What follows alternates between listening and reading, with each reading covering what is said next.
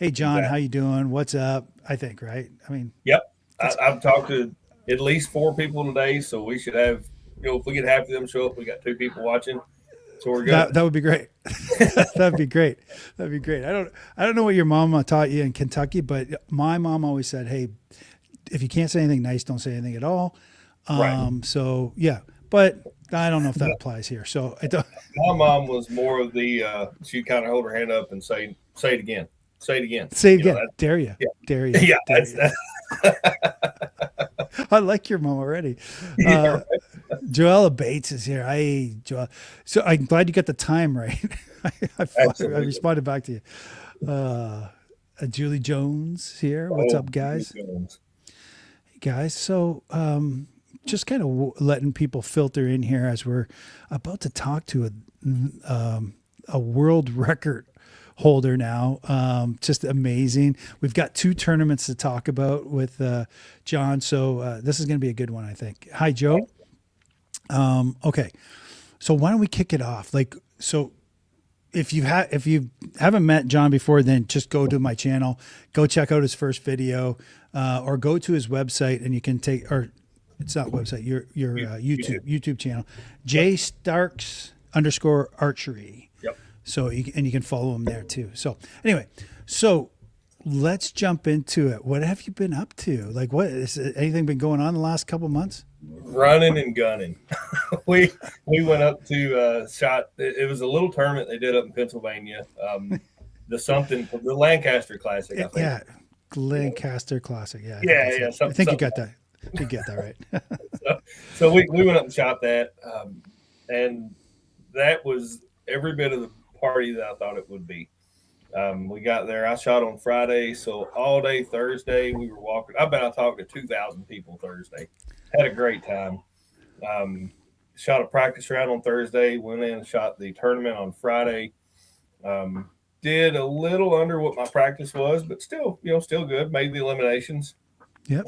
Yep. Then I ran So into. let's talk. I got the stats here. So finished 10th place Mhm. in the qualifiers, 483. So you're kind of tied with Davenport, but Right. I think it was like he shot 483 as well. Yeah, Um, he got me on 10 counts. Like we he got you tied on up, 10 counts. and he got me on tens.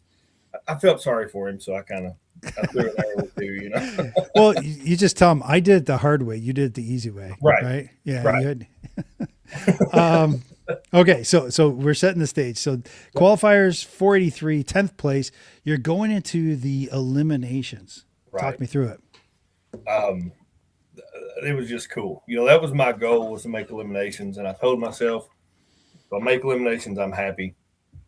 That ended up being a lie, because I wasn't happy to get put out, but I did make my goals. That was the goal, was to be there.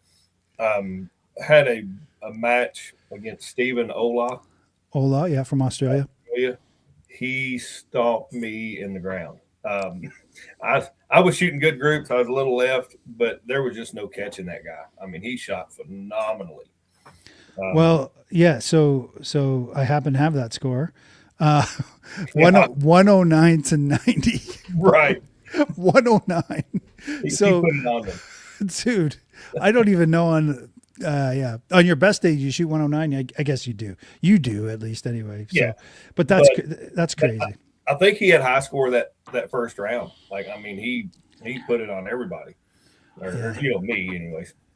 Yeah, Uh, that's pretty cool. That's pretty cool. um, so we get out of that, and I kind of sat down, and we're talking and laughing and joking. And then the second round is probably the match everybody's wanting to see on the stage. Michael Davenport and Clay Sanderson went after it, Yeah. um, and went to a one arrow shoot off, which is what everybody wanted. Yeah. And it was a great match. Davenport ended up winning it on the one arrow shoot off, but man, I mean, it was just phenomenal. So as good as the matches were on the stage, that match to me was the highlight of the trip. That one arrow shoot off between those two. Uh, Yeah, pretty phenomenal. yeah, I wish they would film that. I wish they would videotape. If someone's got that video, I'd love to see it of Davenport and Clay shooting. So Clays doesn't go through, but he was the top guy at the end of the qualifiers. Yes, with a 540. 540 with a It's crazy. well, yeah, that is crazy, right? He was way ahead of everyone, but still, even the scores that all you guys were putting up, just I think 483 is just like an amazing score too. I mean, it's just it's pretty great. It's pretty great. And I think I looked at the scores like from second place to 12th place. There was only like 15 points difference in those 10 places or something. It was really tight to get in. So you guys are just amazing. You got an amazing longbow outlaw crew now. I don't even Right. know if you call you guys the outlaws anymore since it's mainstream. I mean, Right. it's so mainstream. We broke through. I know you were telling me some news before we got on the mics. You want to kind of Absolutely. So those guys that have been on Facebook kind of bouncing around on the longbow, competitive longbow page on Facebook, they've noticed somebody out looking for a bow right now to shoot next year. And we've already been promised next year that Mr. Koffold will be shooting with us in the longbow class. So yes. Rob Koffold's announced that he will shoot longbow next year at Lancaster, and that is amazing. I think that's amazing. There's amazing for a couple reasons, right? Right. One, he's such a humble dude, honestly. He is. Honestly, I mean, he breeds champions. Obviously, I mean, Right. his daughter's amazing, and so it's just incredible that he's gonna go. You know what? I'm put pride aside. I'm gonna pick up a longbow and I'm gonna shoot with these guys because I'm put my money where my mouth is. I'm excited. I'm gonna have to have him on the show and talk to me about his shot Absolutely. process. Well, and it's not, of course, Santo and the Outlaws have done such a job of not giving up. Kept asking and asking, and Rob told him what needed to happen, and Santo held up his end of the deal. Rob held up his end. But now with that announcement, and getting to talk with Rob this year up at Yeah. Lancaster, it's not, and he doesn't have the attitude of, oh, I'm letting you do this. That's not his attitude at all. He's very, very thankful to have us there. And now it's really cool that he wants to be a part of that. More so, not just host it. He wants to get in and play with us. That's cool. Super cool. And he was very into it when you guys were on stage too. Yes. Like the longbow guys were on stage. Yes. Thought it was amazing. Absolutely. Thought that was amazing. There's just such great support there. I want to give a big shout out to Matt from the Push. Yes. Did a fantastic job, color commentary again. Yep. I don't know how he does it year in, year out. He knows everything about the shooters. He's got his stuff down. He knows a lot. He knows a lot. And to see Matt in and around the archers, I got to speak with him a little bit. That guy is so electric. He is. I mean, he was amped up, ready to go. And when he sat down to do the commentating, I'm like, how is he this calm? Because the rest of the day he was bouncing off the walls. He was just happy to be there. So that was cool to see too. It's like his Christmas, right? So he looks forward to this every year, and rightfully so. I'm really proud of him. Just love what he does. Love that he supports the community so well. Love that you guys do too. Okay, so that's Lancaster. Yep. So not the outcome you expected. What did we talk about prior to the? We talked about you winning it all. Right. Well, yeah, I think you talked about that. No, my goal was to make eliminations. That's where I wanted to be. I wanted to win it, but so much of what I do is in planning and training. I will write down my goals. I've got 17 goals that I set at the first of the year, and I've reached probably 5 or 6 of those right now. Making eliminations at Lancaster was one of them. That was my goal. And goals like that are obtainable. They're hard, but they're obtainable. Yeah. I can build off that for my next goals. So that's kind of where we want to go. I did get within 2 foot of the stage. I was when Davenport was up there shooting. He asked me to be his coach, so I was There 2 feet from being there. So I forgot about that. Yeah. So That's good. Did you call 12 at the right time or? He called a couple 12s. I don't think he caught one. He called a couple. He was really doing a really smart match there. Staying in groove. He won the match against Mads, which was a phenomenal match. Yeah. And then, Can I talk about that match for just one second? yes, sir. I know it's not. You were there, so you can tell me. Right. Listen, when I look at Davenport and Matt's up there, and by the way, I'm gonna have Matt's on the show. I owe him. I meant to have him on before the event, and I flaked. That's my fault. Matt's totally 100% my fault. Listen, he didn't look comfortable. Davenport looked like he was in control the entire time. Matt's looked like, hey, this is my first time up here. Right. I don't know if I should be here. I don't know what was going on. He just did not look comfortable. Mads had a pretty tough match before that with King. Yeah. Brian King, I think is his name. I can't. Brian, I think his first name. I'm losing names there. But he had a really tough match there. And then when Davenport come out, he bumped him over the other side. The thing about Davenport that makes everybody else around him nervous, and I'm going to tell one of his secrets here. He works day in, day out in emergency rooms. Yeah. So he works at such a high level of stress day in, day out that he can handle those nerves better than most of us. So he did a really good job of that. On that match. Yeah, he's cool. He's cool as a cucumber. He's also a MMA fighter. Well, he's a jiu-jitsu player. So and he's big and he's intimidating and he's all those things. But he shot the same score as you. So I mean, how and you could have easily been there. You could have easily been there. Well, yeah, I could have, but like I said, I didn't want to do that to my buddy. Let Mike have all the glory. I said, and that's not true because anytime we compete on each other, I mean, we're wide open between the two of us, and we expect that out of each other. And he's the first one to say, "Come get it," It's a cool friendship, but we're rivals when we get up on the stage, on the line. We'll be friends.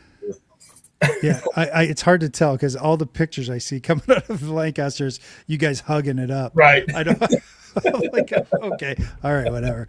All right. Okay. So let's fast forward. So you had some time off. What were you just been having your feet up on the couch and just watching reruns of Star Trek, or what have you been doing? I did one day when we were up in Pennsylvania. The snow came in Saturday evening while we were all shooting. And it was one of those, do we leave Lancaster now and try to get to Kentucky? We figured by the time we left, it had been snowing for 4 or 5 hours here. So we stayed in Lancaster. My wife and I, Chuck Halls was with us, Michael Calty, and Joella Bates. We all rented a house there. Michael Davenport got stuck in the middle of Ohio for 2 days in a hotel. Huh. I think Michael Calty and Chuck Halls, they got stuck. Dallas, I think. I know Mike Ellis got stuck in Dallas. There's a bunch of people stuck everywhere. So long story short, we stayed in the house for another day. Sunday, we just took it easy and laid back, drove home on Monday, a 10-hour ride. And Tuesday, I went and picked up a new bow. You did you? I did. So, and I think it's kind of where we're headed with this conversation. I think that's exactly where we're going. So, but first, before you introduce the main character in this plot, tell us what you did with that bow. There's a bow story coming up here, but anyway, tell us what you did with this new bow that I've got. Yes. So I went. Tell the whole story. Just jump straight to this weekend. Just jump to this weekend. Just jump to Kentucky. Well, I went to Owensboro this weekend and shot the USA Archery Indoor Nationals with a bow that I had for 4 days, and broke the national record for traditional recurve with a 543. Thing around with 543. So thank you, thank you. So The chairs go up. I actually wait. No, I think I have something here. I wonder if I can do that. All right, you keep talking. I'm gonna find something. I yeah, think I got. so I was 270 and 273. Yeah, Yeah, buddy. Yeah, buddy. I need that in my real life. My wife would get so sick of that.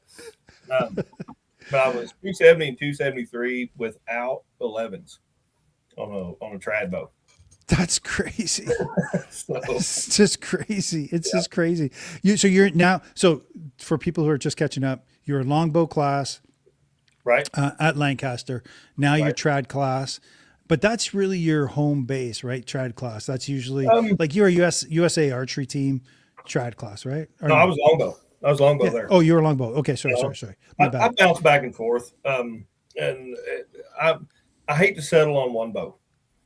I will shoot longbow, um, and do really well in it, whatever. And then when I pick up my trad bow, it's like, oh, this is easy compared to longbow. And then I shoot that till I start to get lazy, and then go back to longbow. So I bounce back and forth a little bit. Um, I consider myself a longbow shooter. Like that's where my heart is, longbow. But Okay. I really like carbon arrows and not having to be perfect about everything. Yeah. So I shoot trad to make me feel better. If that makes sense. Yeah, no, that does. That does. I think I have the same sentiment. Like, I'll shoot my longbow, and then I'll go. I'm so bad at archery. I suck Right. so bad. And then I'll pick up my bare bow, and I'm gonna go. Wait a second. My groups are only this big Right. on bare bow. Okay, then why am I like this on longbow? But Right. you know what I mean, like that. So it makes me feel a little bit better. I get what you're saying for sure. So like a month ago, back up just a little bit. I've been shooting a prototype bow from Herway Bows. Yep. Nice. Mr. Kevin Brown, here just outside of Fort Knox. I've been shooting a prototype of his, um, and you guys go check out my YouTube page. On one of the videos, look at Marla Hooch, um, hands down the ugliest bow in the world. Um, and that was the prototype of that bow. His wife Nina hated me shooting that bow. It's a bow that I shot in Texas. So I had that bow for a week and went down to Texas and shot the ringer down there with that one. So I'm not scared to jump in a new bow right before a competition. That's so crazy to me. It's so crazy. And like I said, when I picked up the final edition of this bow, I'm in love with it. Like this bow is so much what I need. Wait a second. Wait. What do Yeah, you mean final edition? Because you think that thing's baked already? Like that's it? yeah. I, th- I think we need to show the bow now. Can we just bring this thing out? I No, mean, so this is Dottie Henson. And I got to back up a little bit if I can get this thing in the frame. So, so, so Marla Hooch was the first bow, the prototype, and it was ugly, but it shot well. So, keeping in the league of their own form, this is the much prettier Dottie Hooch there, the much prettier Dottie Henson. This is a much that prettier Hanson. kind of the main attraction of the show. But this is Yes. from yeah, this is from Herway Bow Company. Mr. Kevin Okay. Brown, just outside of Louisville, built this bow for me. He built limbs and all. This is not an ILF bow. Oh yeah, right. So So what kind of limbs? What kind of limbs are those? Are those just a maple, or are they? this is bamboo core, Hmm. double carbon. Um, the bow is 69-inch, 36 at 36 pounds at 30-inch. Weighs 6.5 pounds gross weight. It's a big bow. 27-inch riser. It's huge. Um, but this bow for me is so soft on the back end. It feels like Uka limbs. They're really, Oh, okay, really. good. I do love eucalyptus. Yeah. So I am shooting a 425 grain arrow at 170 foot a second oh, out of a 36-pound bow. that's crazy. Pretty flat then. Yeah, And then if you run out of arrows, you can hit someone with it. yeah. We can take these two bolts out and put a handle on it and have a war club Yeah. if we want to, or you can just throw it at them. I think that's if Klingons shot bows, that would be a Klingon bow. That's probably what it looked like. Yeah, it probably look like it would definitely look like Right. that. I So, know I'm nerding out, but I mean, dude. Well, so it's got the back. It's got the back, the belly limbs, yep, belly limbs. yep. I love So, that. so the deal with this, when Kevin and I were talking about this bow, or he was talking about, figuring out how we were wanting to do it. Kevin has been building bows since like 2007. So he's a retired machinist, very, very intelligent, knows what he's doing. And if you're in this part of the Kentucky, his bows are pretty popular for 3D, for hunting. And I'd shot several of his bows before, but like a 40-pound bow of his, 40, 45, was way too fast for me. The gaps were huge. But his limbs worked better than any limb I could find. Even the ILF limbs, his limbs worked great. So I finally talked him into building one, kind of, a target bow. And it's kind of funny the way we went about it. I gave him the World Archery Rule Book. Oh yeah. And I said, Kevin, this is what I need. And we, he'd read the book. We'd talk for a day or two. And he'd draw something. We'd talk for another day or two. And we finally came up with he came up with this style of bow, which is really cool. It's a weight forward design. Yeah. With the rear limbs, but it's not bottom heavy. It balances very well, holds very steady. The limb angles, he was really particular about the limb angles, getting those right. Yeah. And the bow just works. Well, of course, yeah. And you got a stick on rest there? Is that what it? I do. So part of the story, when I picked this bow up on Tuesday, I put a bare all-weather rest on it. Kevin's got this one cut past center for me. Nice. But that rest was so thick, and where Push I it out. Yep. where I anchor, I was having a really big gap left and right. So I shot the bow Tuesday night, Wednesday night with that rest. Thursday, I took the rest off and shot off the shelf. And so I shot off the shelf Thursday, didn't shoot Friday. So when I went to the Indoor Nationals, I actually broke the national record shooting off the shelf. Yeah, as God intended. Yeah, exactly. So, and then I came back. I thought, well, I broke the national record tonight, so I put a rest back on it. Because why not? Yeah, why not break the? After I broke the record, let's fix it. Yeah. And I shot a little bit before you and I talked, and I was back in the 270s with it. So, with a $1.99 rest. That's awesome. Yeah, exactly. Well, I think I got like 10 of these on Amazon for like $8. But I did get on Lancaster. I got a gift card for Christmas, so I got a Lancaster. I've got some Hoyt Super Rest coming. Oh, thank God! I mean, thank God. Yeah, I mean, you need to spend the $4.99. They're $2.50. $2.50 each. I'm gonna stake my indoor national champion or record on a $2.99 rest. Right. Oh my gosh, that's funny, man. But I will say that the bow kind of looks weird. If you go check out my YouTube page and see that Marla Hooch bow, you're going to say, "What in the crap is this?" I mean, it was a prototype. It was meant to be a prototype. I've got a cool little video up on it. Then he built another one for Dan Rodriguez up in Michigan. That was the black bow similar to this, and then he built this one. So, wow, phenomenal bow here. It feels you kind of described exactly what the CD archery platform for metal and bare bows is. Yep. Hey, I want to get to some of the comments just to recognize some of the people. There's not a lot of questions yet, but feel free to ask questions. I mean, don't stop. I'm going to start from the top. So there's some people I don't know here. Andrew Jones. I'm sorry, Andrew Jones Jr. The YouTube guys typically are not who is this guy? Mr. Nguyen. Joe is on here. Two trad tabs. That's Dan. That's one who got the other bow, the Evil Roy Slade bow like this. Yeah. So I want to talk. Hey, remind me. Let's talk about your shot process again with the Okay. two fingers Yep. and I've been really leaning into that in my videos. If Good. you're not watching my videos, YouTube, Archery Geek. We don't just do this live stuff. I do Right. reviews and stuff. So go onto my channel and make sure that you're subscribed, man. Don't be that person that watches my stuff and doesn't subscribe to me. That's rude. I'm, Okay. I'm, a, I'm a subscriber. So. Are you? Well, that's really nice. I appreciate that. Uh, Rhonda Jordan is here. John, congrats on your seasons this far.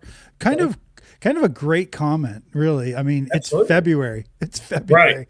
and your season is just like you're kicking ass. That's awesome. Thank you. Good. Trad class Lancaster, Fazio, Julie Jones, Brian. Well, thanks, Julie. We knew it was. Yeah, we got Brian King there. Neil. Hey, man, I haven't seen you in so long. Neil does the bow bands out of Arizona. He's a great jeweler, too. Just a really cool bear bow guy. Larry Ross, Evil Roy for the win. There we go. And Larry's one of our teammates up here. He goes to the same club. Shoots out of the same club I do. Larry's a good guy. Kentucky. Larry. Yep. Okay. Daniel Rodriguez is in the house. Julie Jones. Poor Marla. Poor Marla. So Marla Hooch was my prototype. That's the one I said. Everybody loved that bow because it was so ugly and such a good shooter. So now Marla's been phased out, and it's Dottie Henson's turn. And Yeah. And I actually carried. If you seen me at Lancaster, I took the limbs off Marla and I carried that riser around for 3 days. Had people sign that bow. I've got all kinds of signatures. Oh, that's kind of a good idea. That's a fantastic idea. Yeah. Yep. And I'm gonna lacquer it up and put it on the display case. So it's nice. Rick Combs is here. Yeah, John, congratulations. That's awesome. Thanks. Thanks, Rick. Rick and Michael is here. Hey there, guys. Kowalty. Yeah. Coffee. He told me how to say it. I forget. I love him though. He's such an awesome dude. I love his whole backstory. He has the best backstory. We rented a house together there in Lancaster, so we got to hang out a little bit. So, and Joella again, Julie Jones. I'm just seeing if there's anyone else. Say hi in the comments if you're hanging out with us, and also start asking questions. So I'm looking. So Larry, I'm looking forward to shooting at catch him at the shop. Larry Ross is saying to catch you at the shop. Yep, absolutely. Will you shoot it at the rest? Oh, will you shoot a rest for the trials? Julie wants to know. So, are you going to have the rest, or are you going to be off the shelf? So, I don't know. So the deal with that, and it's kind of a loaded question. I don't know what bow I'm going to shoot for the trials yet. So, oh, really? I don't know if I'll go longbow or trad. I will probably make a decision mid-April, and everybody will probably know my decision when I show up at the trials. But why? But why do you have to decide? Like, the trials are hard to get to. Not everyone goes to the trials, right? I think there'll be more doing it this year with the actual world team being the World 3D being in the States. I think there's going to be a little more people show up for it. And really, I'm just going to see which bow I'm shooting the best. I'm still running through the indoor season. So probably right after NFAA Indoor Nationals, which is first weekend in March, I'll jump in 3D and run our Kentucky 3D. The Kentucky ASA is phenomenal. We will have like 40 3D tournaments throughout the year. So I'll probably do 20, 25 3D tournaments. Really? Todd will do. Yeah, I did like 27 last year. Todd will do an indoor 3D. He's actually now indoor 3D at Op Supply where we shoot on Friday nights. So I'll get into that. I will probably shoot 25 to 30 3D tournaments before the trials. Dude, you're gonna be half the man you were. I shot one tournament in Kentucky 3D. I lost 40 pounds in water. You got to get there early. Dude, it was ridiculous. I couldn't even hold on to my bow. I was Yeah. shooting. My tab was flying off my hand, by the way. Mhm. I'd get here and like my tab's gone. Like, You what got the to hell? get there early. You I don't want to was be out there in the afternoon shooting. I was slick. I'm gonna tell you that right now. I was pretty slick. So that's pretty impressive. So, We'll so shoot. There's a ton of comments here. I'm just trying to get them. John, did you name this one? Yeah, he yeah, named it. Dottie Dottie. Henson. Yeah, Dottie Henson. Dottie. Dorothy. Yep. So it's a Wizard of Oz reference, I guess. No, League of Their Own. Oh, So, Yeah, that's right. League of Their so Own. Marla Hooch was the real ugly girl in there, Mm-hmm. and Dottie Henson was the more attractive star player. So it's There's no such thing as ugly women. I don't know if you know that. There's no you such thing. have not seen Marla Hooch. Everyone's beautiful in their own way, my friend. Everybody's beautiful. I know what's next. Love would be a stretch for Marla. Mark Slade, congrats. Obviously, for when your significant other actually approves of the new girl, perhaps. Seriously, well done. The both of you. Thanks, Mark. Jeff Ogilvy. Jeff Ogilvy, too. Sorry, what were you going to say about Mark? I said Mark is such a cool dude. I got to meet him there at Lancaster. He was from New Zealand. Flew up from New Zealand and shoot. Such an awesome guy. We hung out for a little bit. Great guy. That's crazy. That's we have an international crowd. I'm glad you're out, Mark. Jeff Ogilvy, awesome dude. I saw you hanging out with him too. Great Yep. guy. Yeah. Gypsy Archer Climber says hi. Betsy Fetchtler. Why do you guys have these hard names? Hi there. Hi there. Hey. Hi, Betsy. You decide the day before you leave. Yeah, Julie, we covered that. Michael's saying, like, John, did it feel different when you shot the record versus Lancaster? Great question. Yes. So, when, so longbow at Lancaster, the lighting was a lot different than I was used to. I think most everybody was fighting the lighting at Lancaster, the longbow crowd. Right. Everybody was shooting. Everybody that I talked to was shooting left. Like my aim point is usually 3 o'clock, the edge of the red with longbow. I was 3 o'clock in the one ring. That's how far over my gap moved to the right. And I think everybody was fighting that on the longbow end. Yeah. The stresses of Lancaster and the longbow and the eliminations and all that. When I walked into the Owensboro Convention Center with a trad recurve and carbon arrows and got on the line with the college kids, there was no stress at all. Right. It was so I was so in control the whole time. It felt weird, you know. And when I got down, I'm gonna tell one real quick. When I got down to the first round was a 270, and I thought, man, I'm kind of in this. This might happen, you know. And we went on through the second round, and I got to the last end of the second round, and I had not shot anything under an 8 that round. And I just had to have a 26. I'm like, I got this. So the first arrow I shot was a 7. Oh no. Right. I'm like, okay, I got to catch up. I'm already behind. here we go. And the next arrow was a 10. Perfect. Back So on target. So I've got to have a 9 to win it. Yep. So and it was really funny. I just had a moment of clarity there, and I said, all I've got to do is run through my shot process. Put it there, shot it, dropped in a 9, and it was it was textbook, So that was pretty cool. But yeah, That's awesome. the tournament in Owensboro, the indoor nationals, was a lot easier mentally than Lancaster. So Right. But none of them are easy. None of them are easy. no, I mean, yes and no. It's all in mindset.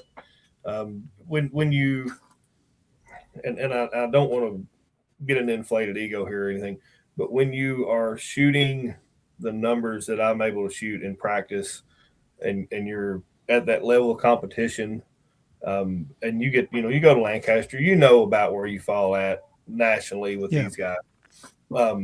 When you go into like the indoor nationals, you can shoot the bow, you can perform. The only variance there is your mental state.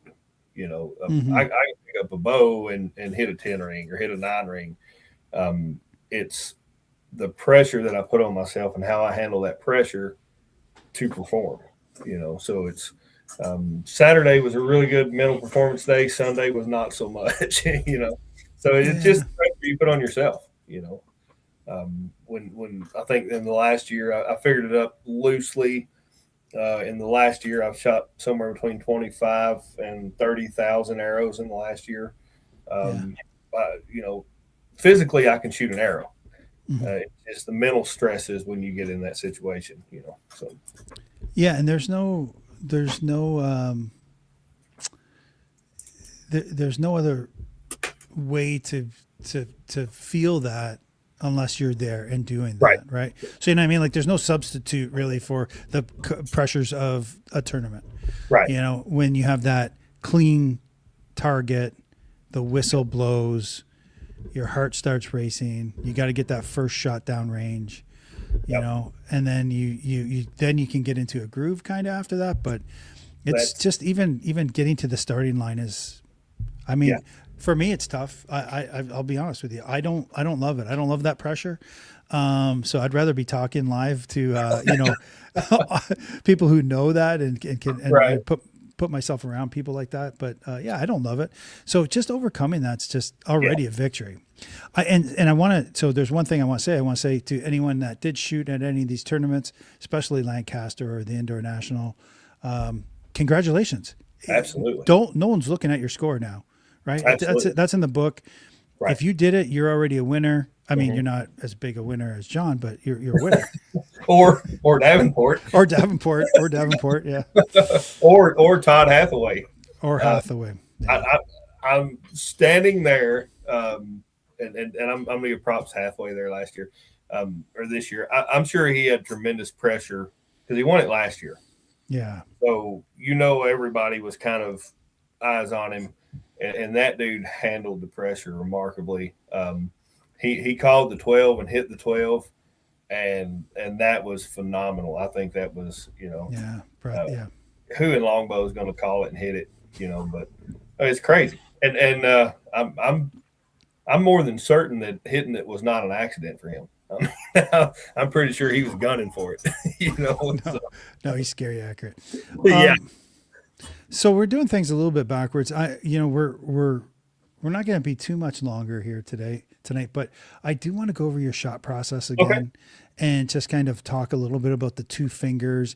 And we talked about, where you're anchoring and stuff like that. Talk us through that. Okay. So I'm running this tab. This is a two trads tab from Dan Rodriguez. Um, and I kind of explained it last time. When I bend my pinky, this finger bends. So I never could get a really clean release with this finger. I can't get it to clear the string. So I actually shoot two finger. And Dan has developed this tab, and it's really cool. It's got this little hook on it that I can hook uh, that ring finger into. So I can, and I actually use this tab. It's really cool. Um, I can set my finger pressure with this tab Mm-hmm. and set Mm-hmm. my tab angle. So when It's I'm nice. at set, I can lock it here, and that tab doesn't move in my hand. Nice. Um, and I can actually pull with this finger. So it takes some of the strain off these two fingers. Excuse me. But I actually pull with it, and then when I release, I can release all three fingers or these two or whatever. It's not going to go anywhere. But it allows me to set my finger pressure down low, and I can keep that constant throughout the shot. And my anchor, we were talking a little bit before. I am running a really high anchor, but this is about as far as my neck turns. I can't do and I've got this little slant to it, because I'm big backed, I think is the term.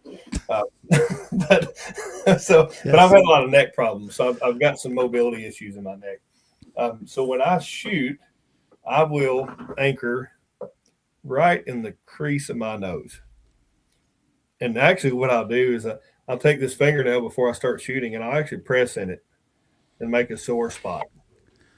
Um, Wow. Not cutting it or whatever, but that No, way no. when I go to anchor, I can find it. I know where it's at, and it's really consistent that way. I've tried anchoring on the bone back here; it just doesn't work for me. And if I get a low anchor here, my gap is ridiculous. On a 20-yard target, if I anchor here, I'm 2.5 feet under the target. Right. It's such a weird gap with my draw length. That's the reason for the high anchor. What was interesting is where you actually aim, where you put the tip of the arrow. So shoot, tell us where you put the tip of the arrow. Okay, so on this last round that I just did, broke the national record. Yeah. I was aiming at the bottom right corner of the paper, and a lot of people can't understand it because they think you've got to aim yellow. I'm a level 3 USA archery coach, and I tell my kids the same thing. My barebow kids will tune you where you're aiming on yellow and go. The NASP crowd, yeah, and the trad crowd will primarily gap shoot. Most of them will gap up and down, but because of my neck and everything else, I will always have a right gap. So, and everybody's going to say, and we're going to talk about this too, but we'll talk about the aim point real quick. But so I'm bottom right corner of the paper. I never look at yellow. I look at the bottom right corner of the paper, and I use that just like blank belly. Yeah. Put the arrow point there, steady that arrow, run through my shot process, and then after it hits the target, I'll look, and it's usually in the yellow. Wow. So it in God we trust. Right. But if I start looking at yellow, then I get real panicky. So then I'll start collapsing in to make my arrow quit moving and stuff, and it just wrecks my process. But now, and I've heard people say, "Hey, why don't you just tune for this, tune for that, tune for this?" Because of my neck, it's not that my arrow is too stiff and going that way. Yeah. It's that I'm actually holding the arrow slanted. Yeah. And if you look at some of my videos or whatever, I'm going to now. I'm really in alignment. Like, I mean, this back arm is back. My elbow's behind my ear, But I am running a 36-pound bow at 30-inch draw, 700 spine arrows with 125 grains up front, and they're 34-inch arrows. Anybody else can pick up my bow and those arrows, and they'll shoot a foot to the right. It's just the way that I have to set my bow up to do what I want it to do. Right. So I'm aiming right, hitting left. They'll aim center and hit right. Right, because of the weak spine. Right. Yeah, that's cuckoo, man. Show me that tab one more time. Okay. So the tab is here. This is if I get the light off of it. This is 2 trad tabs. This is the Starks model. I got to help him develop this one. This one is 5/8 wide. He's got another one. I don't have it handy, but it's called a contour, where the back of it is actually got a curve. Right. The whole thing with that is that one better fits the curve of your hand. Right. Understood. So that's kind of Dan is a guru on these tabs. He's all the time developing and working. He's got some more coming down the line that he's playing around with. I'm telling you, and the guys and girls that I've talked to that have tried 2-finger, 90% of them love it. It's not for everybody. Yeah. 3-finger is not for everybody. Gloves aren't for everybody. But these tabs to me are a lifesaver. I've always, I've been shooting 2-finger for about 2 years, and when Dan got with me on this hook right here, it made a world of difference. Dude, you can open a can of tuna with that too, right? Absolutely. Yeah. It's pretty good. Pick your teeth. That's awesome. But no, good. These are great. Hey, Dan, if you want some marketing, guys, we're right here for you. Absolutely. Me and John can do the marketing for you, buddy. Another guy that I want to throw a little deal out too, real quick, if you don't mind, is Dave Schneider with the new hipster quiver that's come out. Dude, don't even mention that guy. I'm telling you right now, I personally invited him to come to this tonight, and he didn't show up. So Well, he just abandoned. No, I'm just kidding. I'm kidding. He's awesome. he knew I'd be here. That's what he said. He said, "I'd love to. I'm gonna come out." And But this new quiver, I've shot this one, shot it at Lancaster and shot it here at the Indoor Nationals. The version 2, the 2.0, the hipster. Yep. It's a great quiver. I really, really like this quiver. So, and David Schneider's kind of one. He is the one that got me hooked up with Dan to do these. So, Schneider is doing a lot of things behind the scenes for us trad shooters that people don't even realize. He's connecting dots and making a network that's making it more manageable for us as archers to get better equipment. And he's spending his own money to do this. I mean, there's just no way he's getting there's no way he's getting his nut on any of this. He was at the Kalamazoo show. He goes to every ETAR. He's like everywhere. He was at Barebow Boot Camp. No, he's awesome. He's been doing a great job, and he highlights other people, right? Yes. It's not just him. So I appreciate that, because that's kind of how I am. I want to do that too. Absolutely. Dan says he's going to get me one of those 2-finger tabs. I got to be honest with you. You don't want to tell people that you're getting me one when they see my shooting. I'm just telling you that. I was like, you don't want anyone to know that you had anything to do with it, Dan. But I love that. John, that I was going to say the same thing. John just said your aiming process may or may, he says, eliminates target panic, but it may or may not. John, you think? I think it does. So target panic, no. I'm not going to say that target panic doesn't exist, because it does. But I look at it a little different. I refuse to call it panic, because panic is something you can't help. And so I'm gonna get kind of political or whatever here for a minute. That's fine. Target panic is sincerely just anxiety. That's all it is, anxiety. Yeah. So yes, it does help me control my anxiety if I'm off that yellow and I'm kind of, it's like a blank mail. Yeah. It really is. Now, sometime like Sunday, I was fighting a little of that anxiety. Maybe not a true target panic like people would say, but I was fighting some things in my head. The fat hairy guy in my head really got messing with me. But yes, if I can get off of that yellow and down here somewhere, it really helps me with that. The only thing is, you've got to learn not to switch your vision to yellow as you release. Yeah. Because if you do, you're going to send it way left. You've got to come down here, run your process, trust it. Yeah. So and that's one of the things that I'm really grateful for, that I'm a true gap shooter, because I can break that concentration off the yellow and come down here. A split vision shooter, an instinctive shooter can't do that, because they're locked in on that yellow. They're either instinctive, looking here and instinctive down here, or they're kind of split vision, looking here and seeing this out of peripheral. Yeah. I'm just the opposite. I totally shut the yellow out and go to here in that corner. So it does help a little bit, but you still got to run your process. Ryan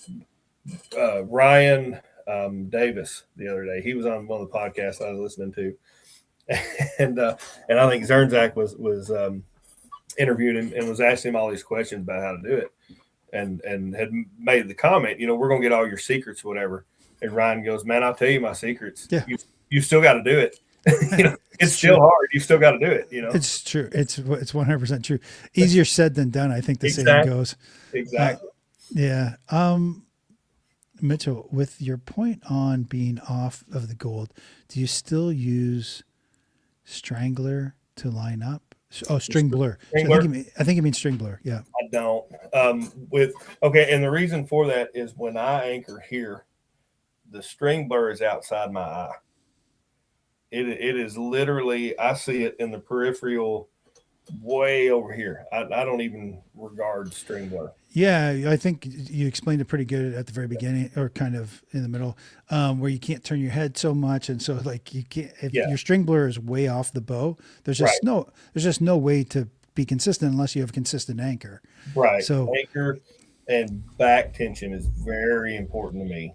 yeah, And it's taken me a long time to learn the tension in my back when it touches, not to pull past that, and open up into that shot. So the back tension for me is key. I use that like a clicker almost, or a stop, a draw stop. you're right. I'm actually using that back in my alignment back here Yeah, to feel that, and that's something that takes a lot of time to figure out. So, I thought you would get over. I thought guys from Kentucky get over target panic or target anxiety by drinking a lot of bourbon. I thought that's what that was for. I don't like bourbon though. You're so weird. That's I weird. That's just a weird thing to say from Kentucky. so here's what I love coffee. Yeah, there you go. So, and that is not what you want when you're out there on the line, is drinking 3 or 4 pots of coffee and then go shoot. Can I tell you something about coffee? Here, people get anxiety or heart rate up and blah blah blah. When I drink coffee, I start getting sleepy, and I Really? can't. Yeah, I don't. It's weird. It has a weird effect on me. Do you, It's do you just put you put bourbon in it? no, no. Maybe I that's what it was. I didn't want to insult you, but I actually don't. I don't like bourbon either. I don't like it. I don't like it. No, I've got friends that like trade bourbon online, Yeah, and I'm not a big. I'll drink it if someone gives me a really nice bourbon, but I'm a rye guy, being yeah. Canadian. So, hey, we're getting to the end here. Is there anyone else? We've been on here for a while. Is there anything else? I'm having a great time. It's just like Yeah, passing the time with you. It's like absolutely. shooting the shit on the phone. So, dude, is there anyone else that we need to call out and say hi to, or thank, or I went promote? through this. I went through this last time, Mick. I really appreciate you having me on the show. That's right. That's I'm right. getting better. There you go. I'm getting You're better. media trained. This is Absolutely.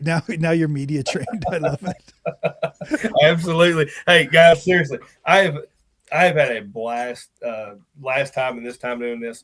I did a lot of videos on the competitive longbow page, Facebook, leading up to Lancaster. Did a lot of live videos. Man, that is terrifying. Go do that and shoot live. Yeah. There was one day I forgot to pull my arrows. Had to do the walk of shame live. Like, it was horrible. But but I was doing it to kind of get those nerves in play. Um, and I had so many people. I did some videos. Joella did some videos with me. We had so many people come up to us at Lancaster and talk about the videos. And that, to me, that was so cool. Because Yeah. you get to connect with some people that you've seen online or whatever. The international guys that we got to see when we were in Slovenia and got to reconnect with, Clays, Raymond Wang, those guys. It was phenomenal to be in that again. Um, if and I'm gonna say the same thing real quick that Davenport said when he's on the stage. If you were out there watching these videos, watching these competitions, um, and thinking that you could do better, you would like to get into it, come on, do Bring it. it. Yeah. Do it. Great. We are. There were 97 that enlisted or enrolled for Lancaster. The week after, we're in the USA Nationals right now for indoor, USA Archery. We've got the field uh, championships coming up. We've got the 3D championships and 3D trials coming up. We need numbers, guys, and it's just like Rob did with us at Lancaster. We've asked for these things to be given to us. We're trying to get World Archery to take traditional recurve and longbow and make it more prominent, get us classes, get us world records so we can do, have standings. Um, we have field nationals now in trad and recurve, but we don't have a world 3D or a world championship on it. So we've got to get the world archery to allow trad, recurve, and field to come in that. They've let us do it for 3D, but the only way we're going to do it is to get those numbers up. So if you've got a longbow, trad, recurve, whatever, come out and play with us. Come out and join. We need numbers, and if there is any way that I can help you guys out, kind of connect you, rules, whatever. I helped several people with arrow setups leading up to Lancaster. You know, some of those guys beat me that they were asking about stuff. You know, I'm an open book. You know, Yeah, that's nice, man. I would like to see. I want to win. Don't get me wrong, but I would rather look out 10 years from now and see archers out there and the sport growing than what I would try to keep everything bottled up and keep it a secret. So we need numbers. So come on out. So one of the things I'll be political. Here you go. So Yep. why do you think you got so many? This is rhetorical. Why do you think you got so many people to come out to Lancaster to shoot in the Longbow Classic? Yes, it was all the hard work that Santo and the Longbow Outlaws put in. Yes, it was the generosity of Kaufhold.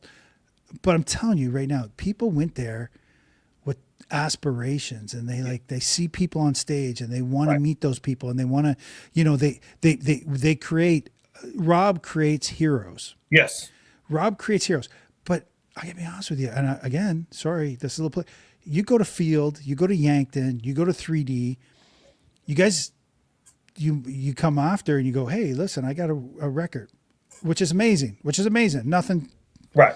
But no one's there watching it like they do the Lancaster Classic. Right. And so you don't have those heroes. You're not creating those heroes.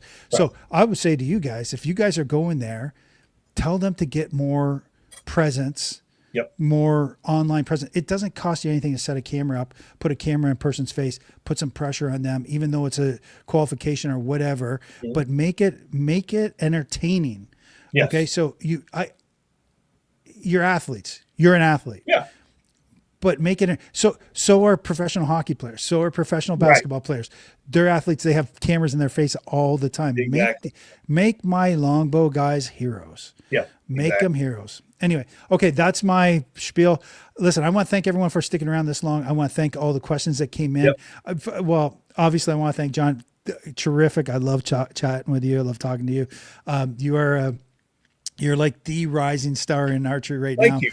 So I know you. I don't even think you even probably had this in mind for yourself, but No, you're definitely a rising star. And so we love to have you on the show and love to hear how you do things. And we want to steal a little bit. So thank you so much for doing this. Don't forget to check out archerypass.com.